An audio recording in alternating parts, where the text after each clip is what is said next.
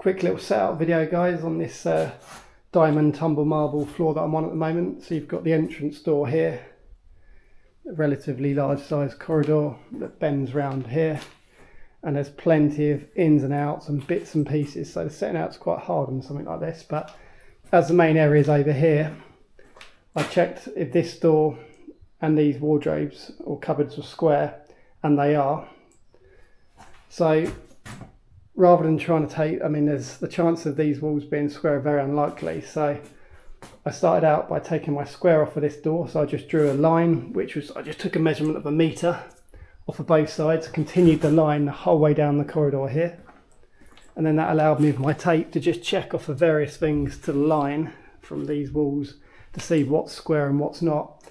And basically I found that this whole left side is pretty square with the door and them cupboards. This right side goes out by about 2 centimetres back here, but that's unsurprising if you look down it. It's got loads of ins and outs, and it's quite a wobbly wall. So as this is the main part and this is where you walk in, I'm going to take my square off of these doors. This wall is what it is, but the other important thing to me is, as this is a corridor, if you like, or hallway, that you want a diamond pattern symmetrical either side. So I've just taken a measurement from the furthest points for centre, which was here, and it was about 80 centimetres in this gap.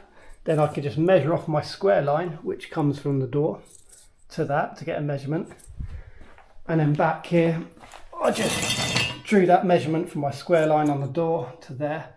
And then that is our centre line that's going to run eventually the whole way down there. Should give us relatively symmetric cuts either side. Again, this will go in and out, but it will look symmetric. And the other thing is, for setting out this way, I've just taken a half off of this cupboard, because again, you walk in here, it's nice to see a half and a full, and whatever it works out back here is what it is. Basically, there's so many door frames, something's going to work out badly however you set it out. So that's the main bit I'm focusing on. We may get lucky here and it may work out a really good cut, or in some of these doorways, but we'll see when we get there. And jumping into the future, now I've got some tiles laid. Hopefully you can see what I mean there with the cuts on the left and the right, give or take, are pretty much symmetrical. And like I always say, setting out is subjective.